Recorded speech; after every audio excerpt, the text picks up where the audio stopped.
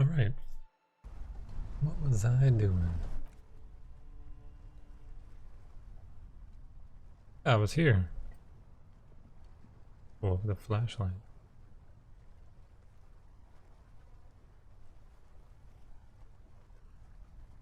Um...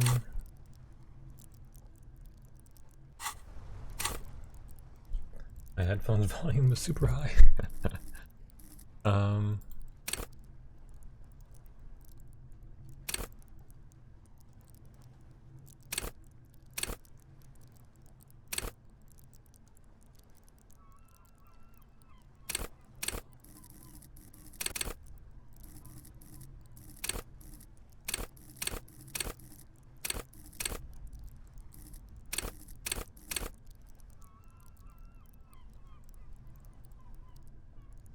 What should I get? I don't really know.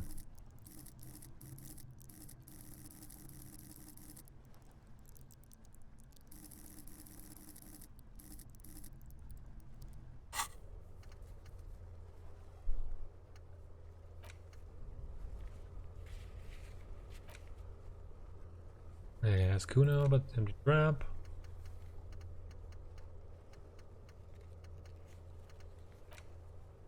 Here's all my stuff I'm working on still. I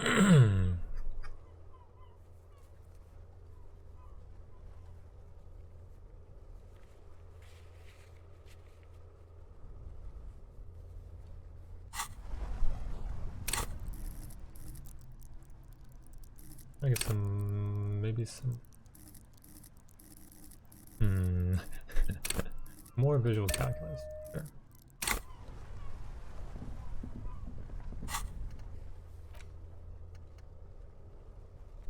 Oh yeah, I need to do this.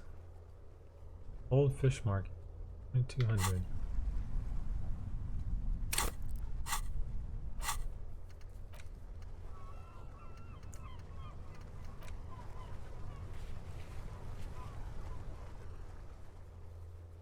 Yep.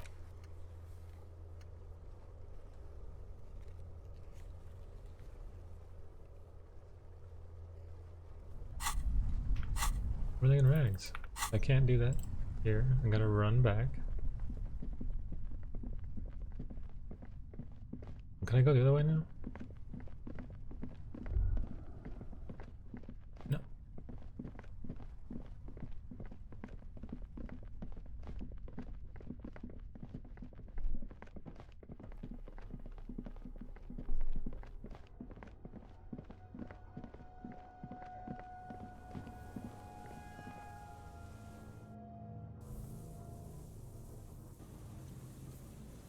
Maybe now I can teleport? No. I need to walk a little bit further.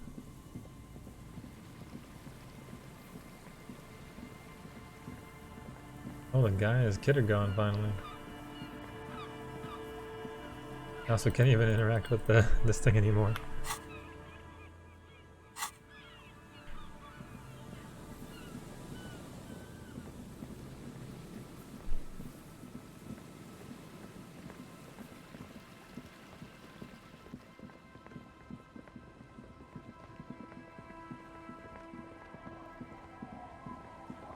Okay. So I can teleport from here probably, right? Nope. I don't know what to do to be allowed to teleport. Is it just like bugged? Alright, let me Google it.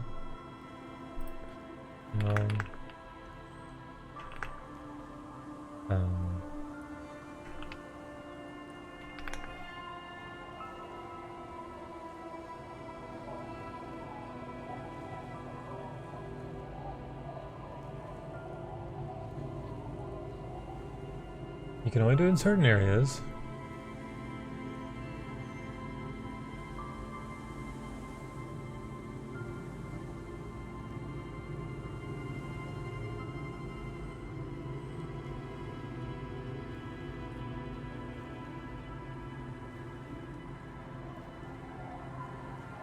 Just in front of the fishermen's shacks or outside the church.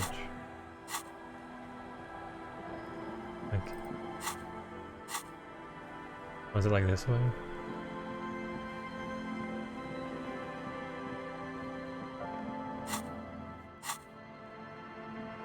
Where exactly do I need to be to get this to work? I should pay attention to where I am when it teleports me. I can know where to stand to be allowed to teleport.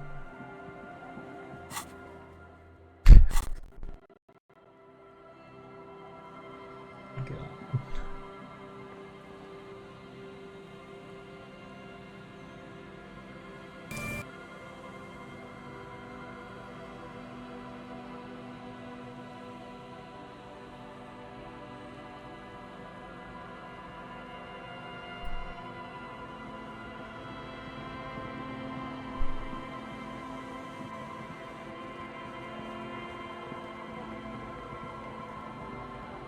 Here? This is where they're standing in the video.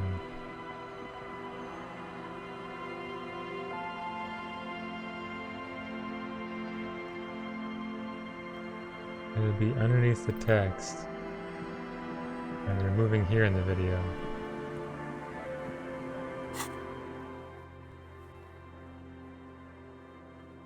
Where's the "you are here" thing? Why is that not showing up? Maybe the game doesn't want me to teleport right now.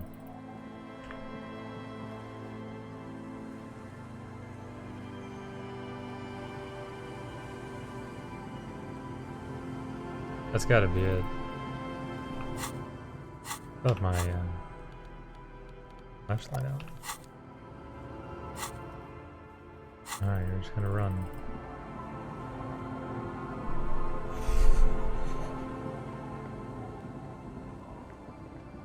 Didn't it? Get anything.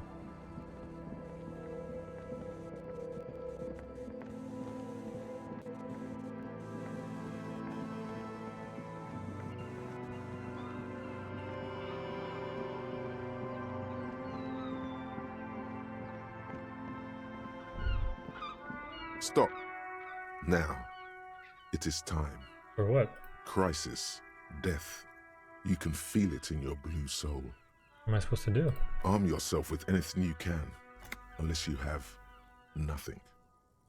Because you didn't find your lost gun, then just walk to your death. I can talk you out of it, whatever it is. You're too likable to die. Don't worry. I'm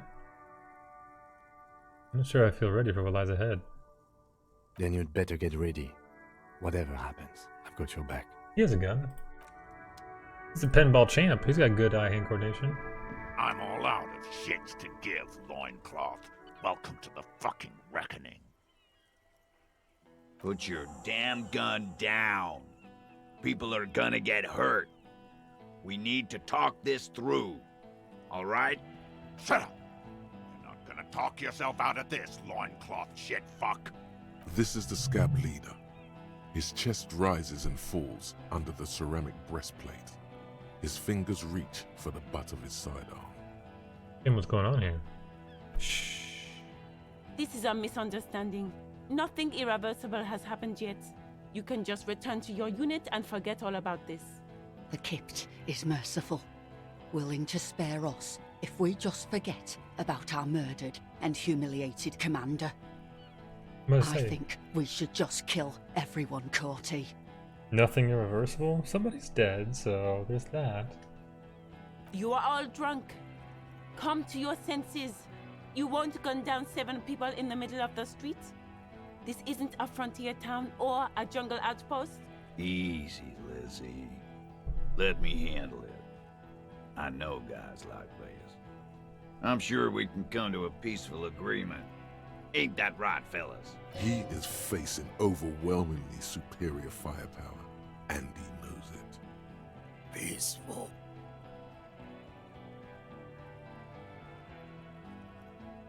Nest in your abdominal cavity like a little wild mouse. The masked man's words are barely intelligible, but you can hear them.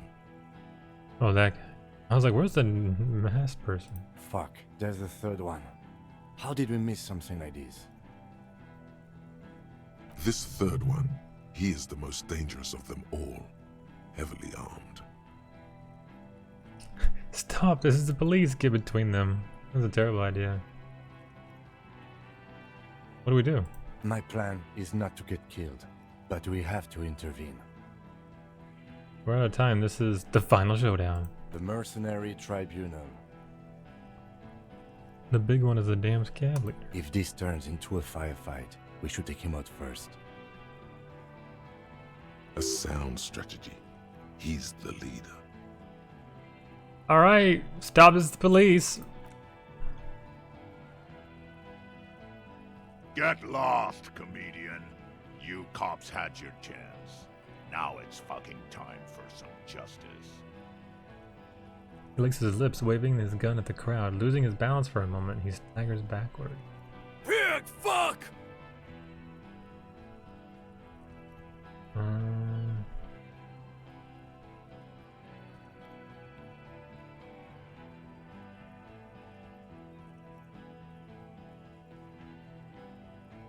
Can see you're drunk? Easy now. Let's do that one. Oh, people are gonna die today. We're not leaving it like this. These tribals hung him up for everyone to see. No one is going to kill anyone. Let's just put the guns down and talk like civilized human beings. With a wordless gurgle, the killer loads his long rifle. The leader gives a small nod to the helmeted man. You feel your fists contract as you stand there between these men, all carrying real weapons. You really, really should have a gun in your hand by now. Or something dangerous. This feels scary. There's Ruby. She can incapacitate everyone with her radio waves.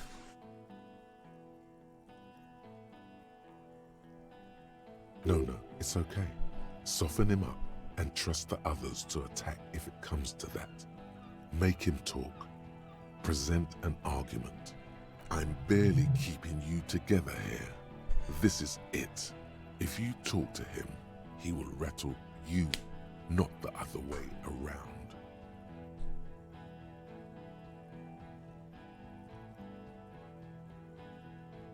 Should have put a point in rhetoric.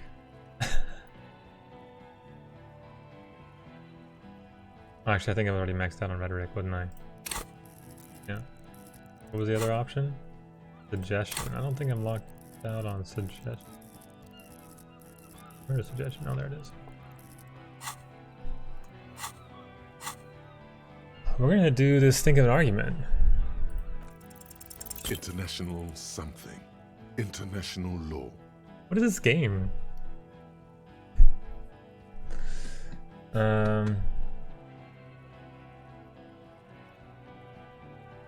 Tribunal is against the law, the international law.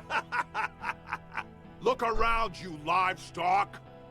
We're about to butcher the lot of you. Where is your international law? There will be ramifications, but there don't need to be. Let's go inside and discuss what our investigation has uncovered. We have important. We're not fucking coming anywhere, Sailite. Easy now. Easy. Just tell them these men didn't do it. There's a peaceful way out. That'll increase my suggestion. Doesn't they didn't do it? Yeah? Who did that?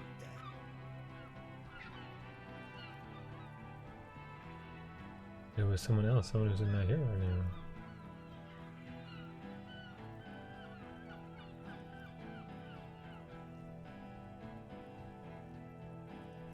Put yourself. It was me.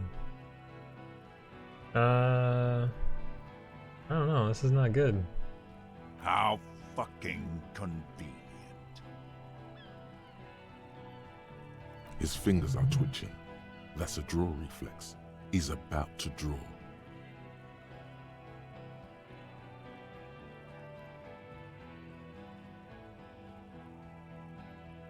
We shot from a great distance. A sniper did it. You think I'm fucking stupid, cop? What if I just shot one of your pals here, right now, huh? How about the kid?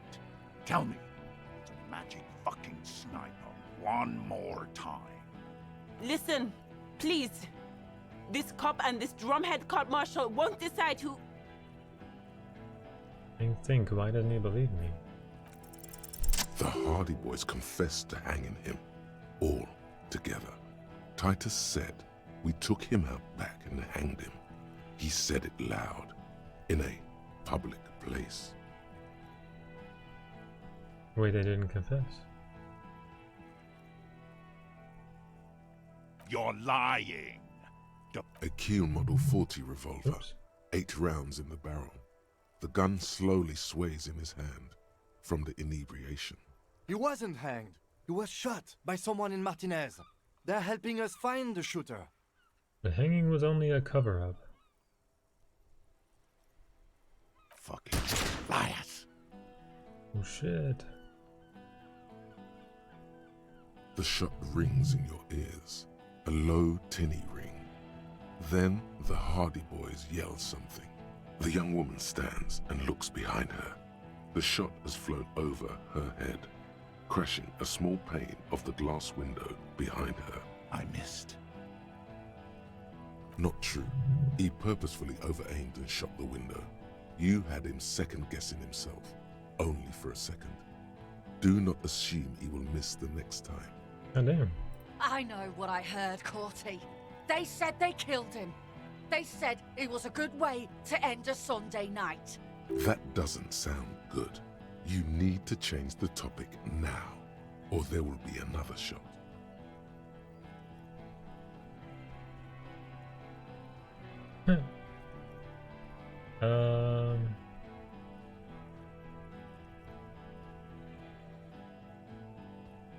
Wild Pines rep does not approve of this. You think I care what that company cunt thinks?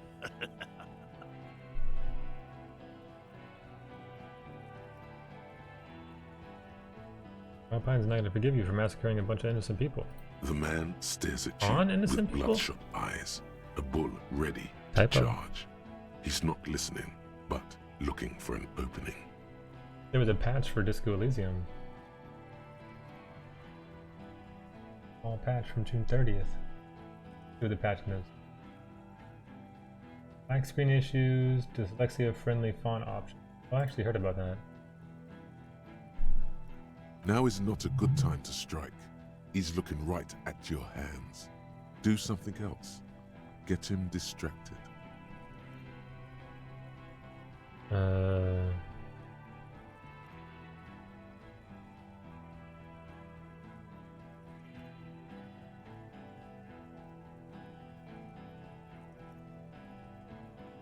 These snails get him distracted. Does that mean like continue saying what I'm saying? Or like change the subject? Okay, let me just say one thing. Fucking waste this fuck!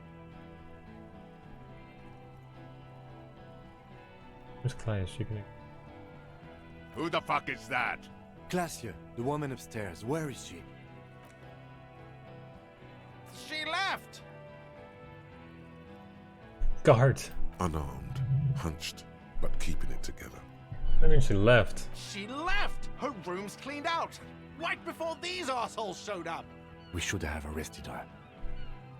Hey, Bushman! Your little cunt isn't gonna help you out of this one!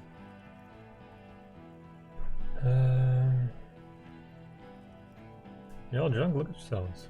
Yes. So what? I'm drunk too. Let's dance, baby. Judgment is impaired. You'll regret this. Nah. I'm clear as day. Fucking government-ordained super soldier. He must be tweaked off too, with something other than alcohol. They always are. Enough already! What is this? We didn't come here to fucking chat! Interrupt me again and I will execute you on the spot, Lance Corporal. Who is that? Rude. Rude is the killer. Rude, the killer. Owen Cloven. He doesn't talk much. All of you cunts inside out.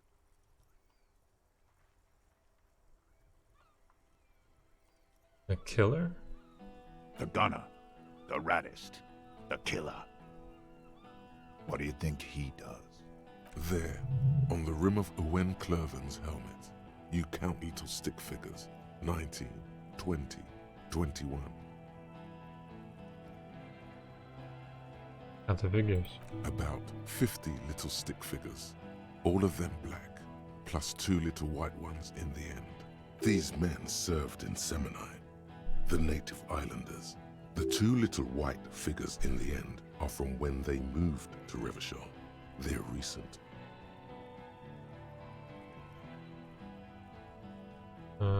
Kills black people almost exclusively? That's right. Plenty of kips here in Revachol, too. Oh. T, let's fucking do it. Alright, I guess we'll just do this. Alright, this time. Fail again? Dangerous. Huh? Ask about him first. You don't want personal facts about his dead friend coming out of your mouth. He has to start it. Who are you, Cordy?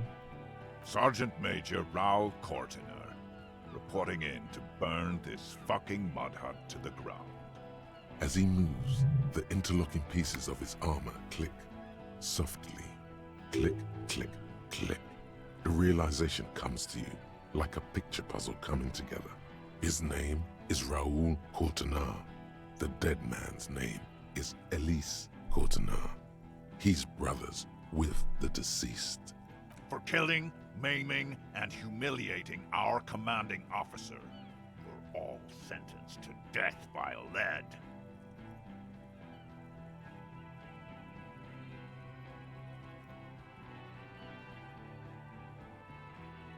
Cortiner, I know that name. He sways from left to right, inspecting you. Sorry about your brother. He wasn't my fucking brother. We just grew up on the same farm and got beat into place by the same sick fuck. You went to the same military academy, in the same unit, in the same war. Same fucking mud hut town, too. Okay, good. Parents left him in a leaf compactor. Laylee. Yes, when he was small, just an infant. We researched him. We contacted the ICP and looked at his birth records. That was in there. And other things. They fucking put Laylee in a leaf compactor, and now these cunts finished the job. It's a mindfuck, Corty. He wasn't put in a leaf compactor. They're making it up to fuck with us. Major, permission to. Open fire. We can't have that. Interfere now. Listen, you lately, everyone says good things about him. Who's a talker? Fuck do you mean, talker? We've heard testimony. People say he was charismatic, a nice guy to be around. Yeah, he liked to chat up the natives. Share leaflets, squeeze a bit of kip-tass here and there. Great fucking idea that turned out to be.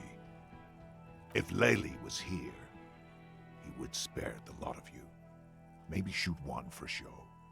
But me, I'm not a big fan of public affairs, clay monkey. I'll gun every one of you down for what you did. Ready to open fire, Major. At your command. He had blue eyes, didn't he, your brother? Baby blue, yeah. Like someone fucked up and put a baby's eyes on a grown man. It was creepy, but bitches like that shit, I guess. Or, I don't know what bitches like. I just know how to mow down cloths. Your brother did not deserve to go out like that. I promise I will find his killer. Find his killer. Cop, his killer stands right there, shitting his pants, and you're standing in the way, protecting them. I know what this tactic is, Silo Sam. You're gonna die for them. Right here. Today. Big talk, but that leaf compactor won't leave his mind anytime soon. It's a small thing, but it got him off center. Oh wow, all I can do is, why didn't I find my lost gun and just stand there? Watch that loincloth. I can't hear you. Sounds like you got your mouth full of dick. Rude. Shit, this is it. Tell him anything. Tell him you have more information.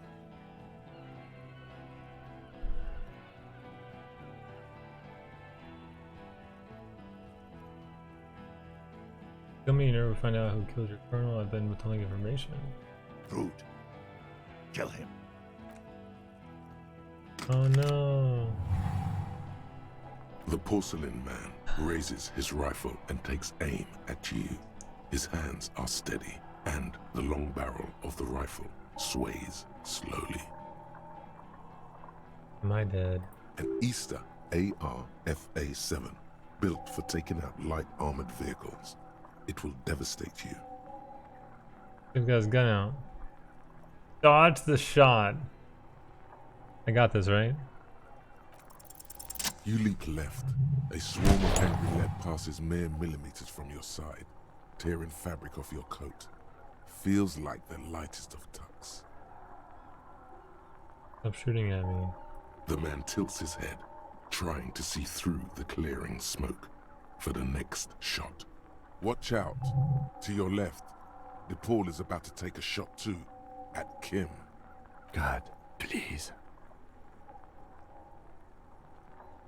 He's aiming for the eye slot in Rude's helmet. An extremely difficult shot. 2 shots ring at once. One from the lieutenant's pistol, and the other from DePaul's. It's aimed at the lieutenant, but it misses. You hear a scream behind you.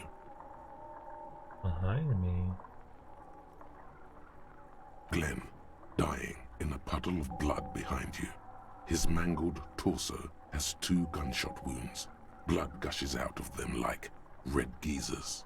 You see 2 cold eyes looking at you through all the smoke and panic, and a pistol raised, aiming at your chest, point blank. Then the man squeezes the trigger. Look him in the eye, I guess? A look of happiness. His eyes seem unnaturally bright, shining like stars. Something in the fear must distort him somehow. He is evil, and the end. 3% chance to evade the shot. Not good. Let it happen. Uh-oh. I die.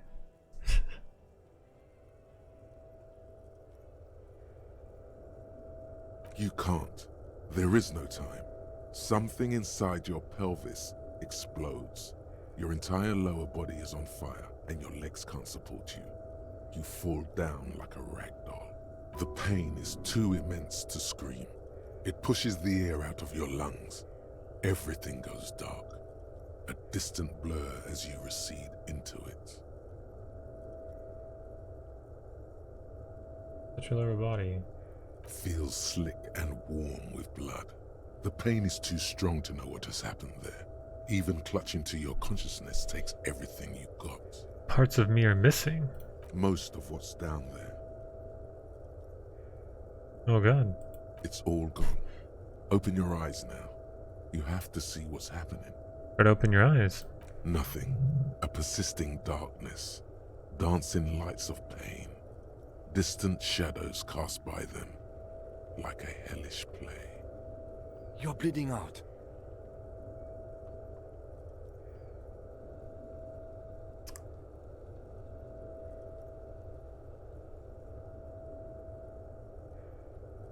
So dark I can't see anything. Stay with me. You hear me? Stay awake. Look at me. But you can't. It's so hard. Your eyelids grow heavy, and the sounds ever more distant. And a cold comes over you. The lieutenant, too, is somewhere far away, almost gone. When suddenly, you sense something behind him, a shadow towering. Someone stands there, raising his pistol at him. The lieutenant does not see it. He's pushing down on your wound with both hands. Scream immediately. He's gonna die. No, Kim. No, you scream. Behind you, from your bloody lips. Your eyes are full of fear. There is no room for hesitation. The lieutenant turns around and fires, his body falling on yours in the course of the motion. You hear a roar of pain, a death scream. The sound disappears like someone pressed stop on the tape. The hulking figure, too, is gone. And so is Kim. And the whole world. All into darkness. This is death. One more door, baby. One more door. No, let me back in the fight. The fight? There is no fight. The fight is over. It was lost 1,000 years ago. You have laid here forever. Keep falling deeper. Take the door. He's not taking it. His body is not taking it. Oh God, no. He's not disintegrating. He's swelling up instead. Over the hours, hurting, moaning in his sleep, and rotting, and being disinfected, and smelling of drugs, and feeling saliva in his mouth, drifting in painkillers, thrashing in his wound sleep. There is a radio in the distance, a radio of the world, playing sounds. Good morning, Elysium. Soon you will return to the world. Hours turn to days. Soon we will get up again and go through it again. Finally we know what the infernal engine was outside. The clarion call. It was him. He is the infernal engine. He never stops. He only gets worse.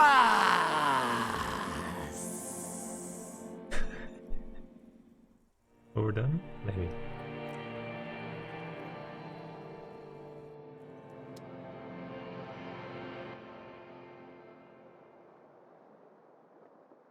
You see the lieutenant's familiar shape in the orange jacket. It turns double, then triple, from the pain. I'm alive. Sunrise, Parabellum. New skill point. Let's fucking go.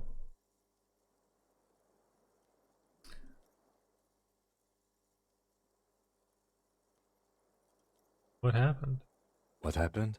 We tried to take the diplomatic route and hoped they wouldn't attack first. They did. The Major gave the command. What happened then? As retaliation, their rifleman tried shooting you. He missed, or you dodged.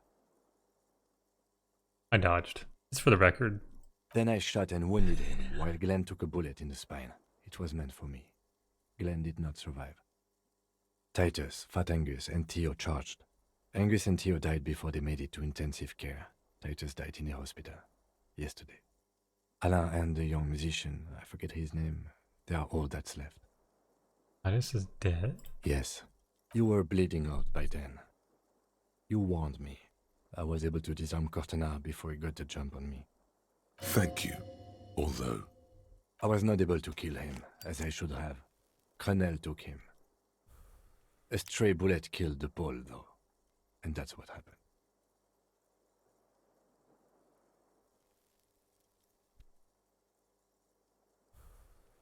And the Major?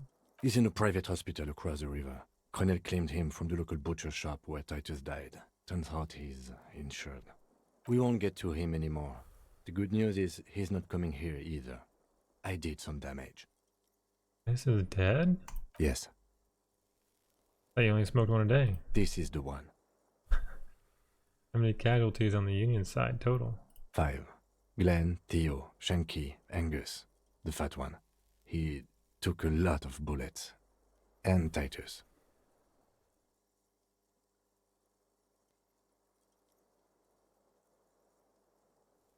And that's... all.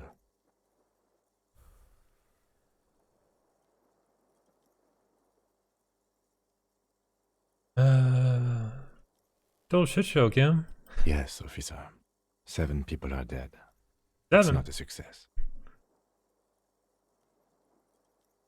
Why does this keep happening? But what's done is done. The violence is cordoned off. The Hornets did not get into the beehive. The worst scenario has not materialized. Yet. And we are still alive. Both of us.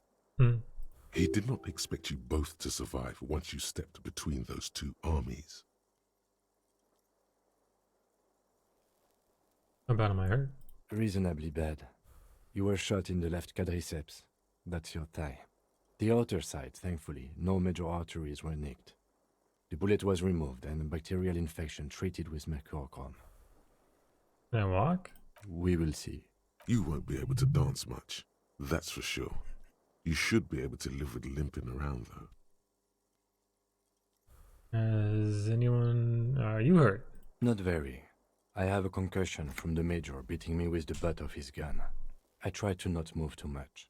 Things would be worse if you didn't warn me. Thank you. I did not see him coming. Stupid of me. Has anyone from my station been to see me? No. A man and a woman sit in the front seat of an armored motor carriage. The woman is driving. The man lights a cigarette. Jean Vicmer is his name. The asphalt vanishes under the wheels of the machine. Ahead, harbor cranes rise to the sky.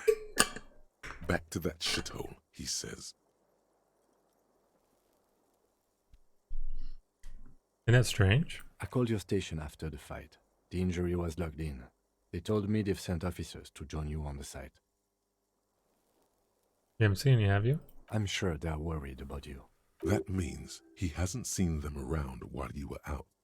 They're not really worried about you. If they were, wouldn't they be here? We're so worried about me. Where are they? I don't know. Not my station, then who treated me? I did. Thank you. No need. Okay, get up. Here we go.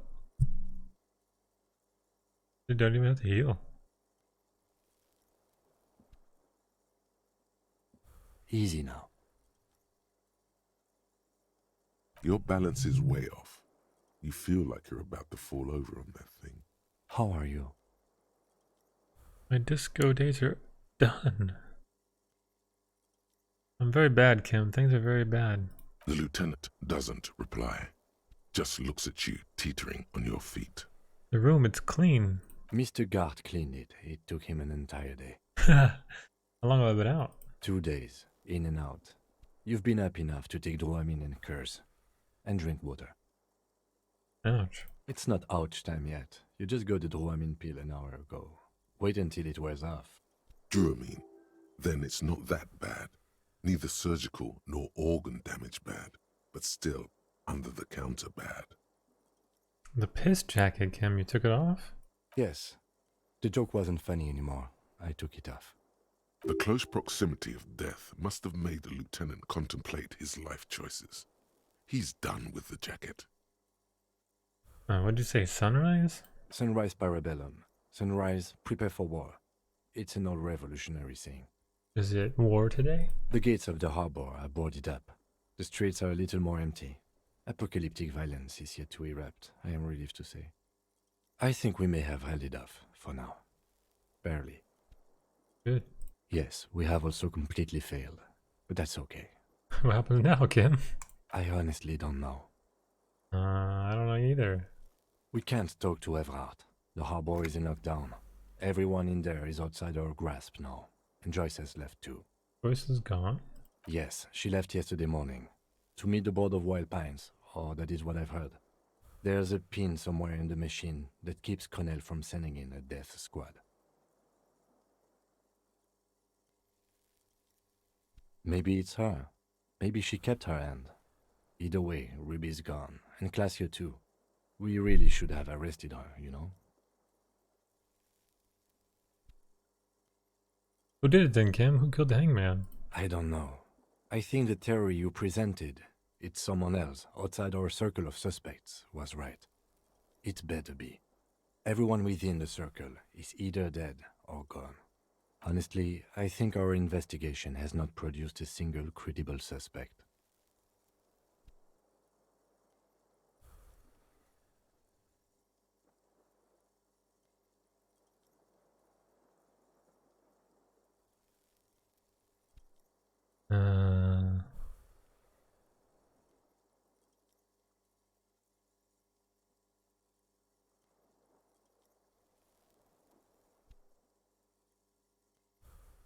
What about the hole in the ouch wall?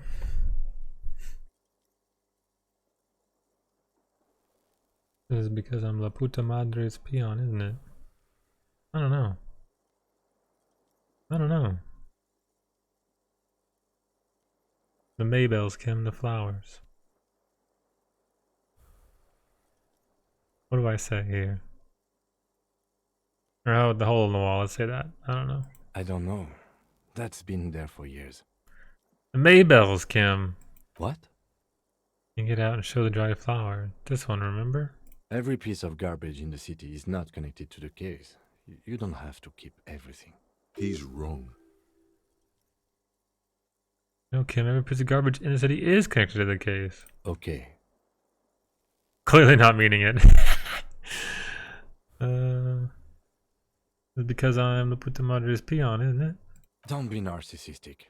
Half the cops in Revachol West are his peonies. Even if you are, it is not a decisive factor in this case. That's for sure. That does make some sense. There's a 28% possibility the shot came from a distance. We should go upstairs, rethink the ballistics in situ. I agree with this. What else? The footprints. Yes. God curse the footprints, not solving the case for us. Au diable. God curse the footprints. I've never heard someone say that before. There's a hidden bunker. We could find thousands more if we wanted. All of Revachol is full of them. You know what I think about solving crimes? He arches his brow. The ceiling fan patiently spins overhead. Solving crimes is hard. It really is very hard. Not ready to give up, are you? No. Are you ready to limp? I'm ready. Good. Where do you want to limp to? The lieutenant did mention doing more ballistics. Yeah. Lazio's room. Why not? Where'd she go? Point of life. If she's not in the chair. No, don't go to my chair. Upstairs. Go get her. Upstairs. Who's that? Who's that? She didn't hear you. Alright, yep. Another look at the window, perhaps? The one he was shot through. I don't know. I can't think of anything better. I'm gonna inspect all these things that are now repaired in my room. Oh, big stretch. Oh, I thought I would like have to go limp now. A new animation, but not really.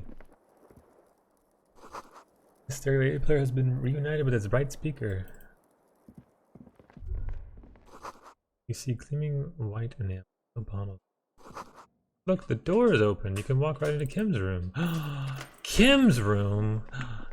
Exciting. Oh my god. Medicinal supplies on the cupboard. Alarm is set for 6:50 a.m. So studious. These papers bear the stamp of the RCM.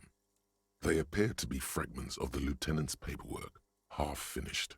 You make out notes on this and other recent cases. I had Gart open the door to your room.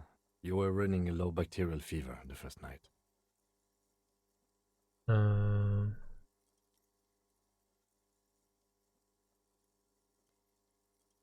Thank you for keeping this thing alive a little longer. It would have been easy were it not for my concussion.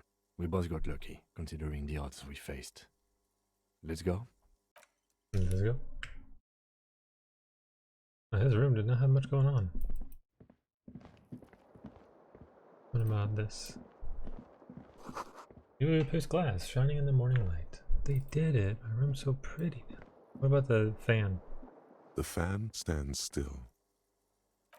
Okay.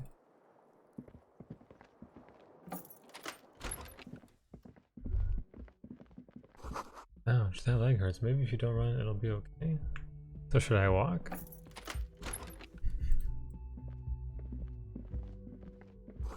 Look like he left something on the table. Pick it up. Next to the stack of bills, you see a note. A few lines jotted down in large, uneven handwriting, just as the writer was about to rush out the door. I'm sorry. I fucked everyone over. P.S.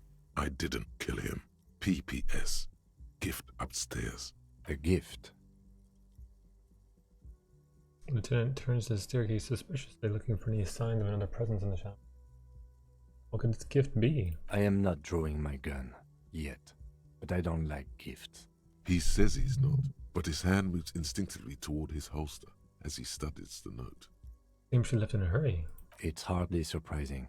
You look at her rough, jagged handwriting on the note. She was in a rush, but not panicked. Deliberate. Focused. Mm-hmm.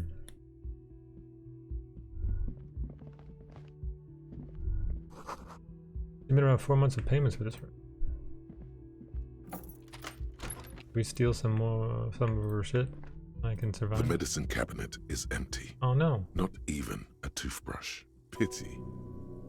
Oh, but the gift would be in here. I always took you for more of a drunk than a chemical abuser, Lieutenant Freighter. Should we go? Yep.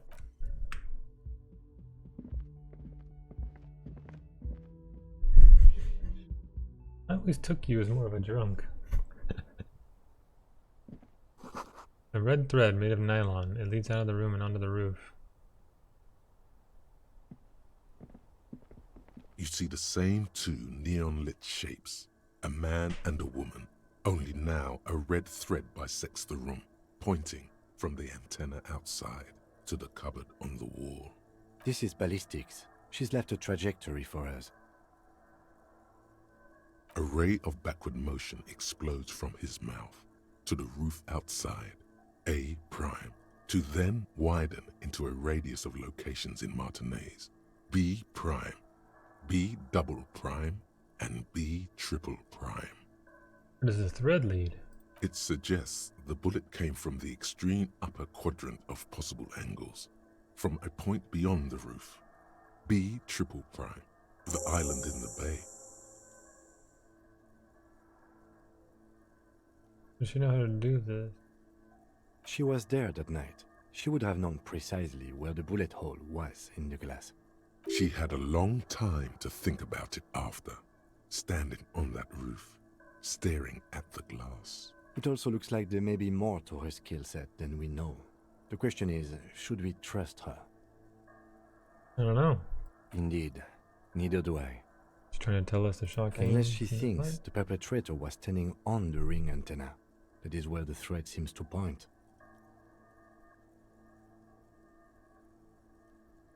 There are ruins on that. I remember. We have yet to do. So it is. For a second he seems tired. To the island.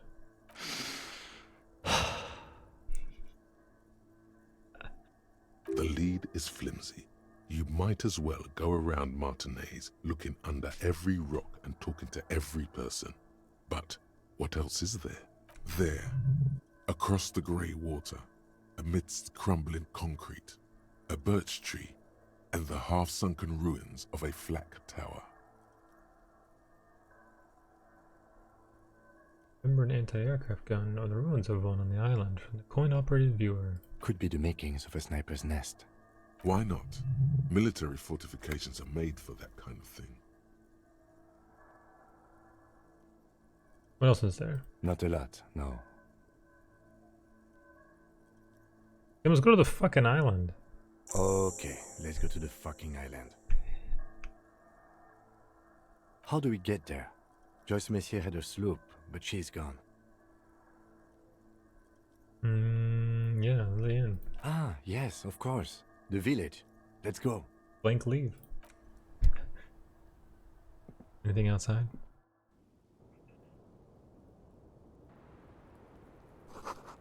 Red is tied to the antenna.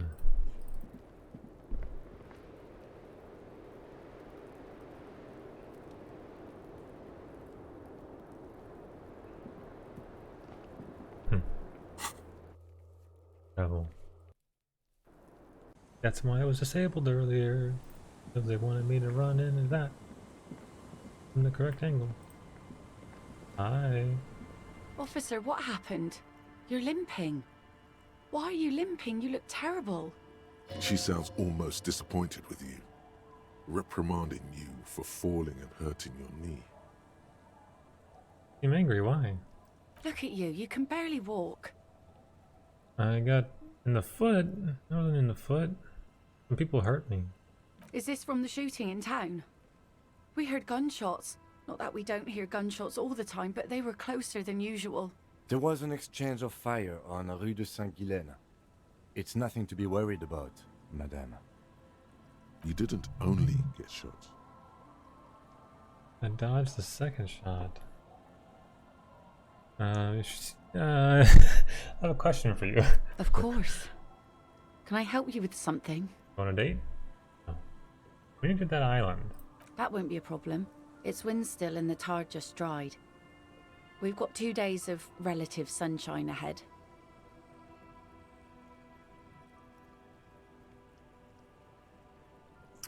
On the island, I saw some kind of ruins through the binoculars. Used to be some kind of fortification there before the war. For the communards. An anti-aircraft gun, I think. Bombed to bits in the landing. I haven't been there myself. Always steered clear of it. Joyce did it. There's a boat. Joyce did it. All part of her plan. Joyce did it. Final answer. Wrong. Oh no. Hasn't been there herself. Who has then? You said you haven't been there yourself. Who has then, if not you? My husband used to drink there. Him and his drinking buddies. Always seemed like a bad place to drink to me. People died there during the landing, you know. My mother told me. This must be one of the many fortifications that was used in the dying days of the revolution against coalition forces before they took this city. The kids sometimes go there too. I know they do, on rafts. I tell them not to, but they bring back old bullet casings and such. The twins. God forbid they bring the girl along on some rickety barge. Kids did it. Can we maybe ask your twins about that place before we go? Would that be alright? Be my guest. They've a strange way of talking. See if you can get anything useful out of them. I seldom do. There's anything I should know about getting there. Well, most of it's sunken. Underwater. That means concrete underwater. Cut your boat if you're not careful. Be sure to enter from the south side. Water's deep there. Aye, aye, Captain. Because the sunshine has got a bacterial infection. I'm sad to hear that. Take care of that with ether, will you? Don't get too many RCM men round here. Be sad to lose the first one. Can I borrow your boat? If you promise to bring it back, and no scraping the hull. I just got it nice and yellow. And no drinking on the boat. And no joyriding either. Of course, ma'am. How many It's only for a rules? day or two. Official police business. Aye. Not a log. The crow's feet disappear from the corners of her eyes as she smiles at you. Okay. Thank you. Please be conservative with the fuel, will you? Just filled her up, but it's a small tank. Alright. Can do, kind of. Joyriding. Okay. Kiddos. What's going on, kiddos? The scruffy-haired little boy kicks a stone while the other watches him do it. I'm gonna talk to them a little bit more first. Is little Lily your sister? Yes. Yes. Okay. Yes. Miss Lillian's twins. Lily's our mum. Okay. You've been to the island, right?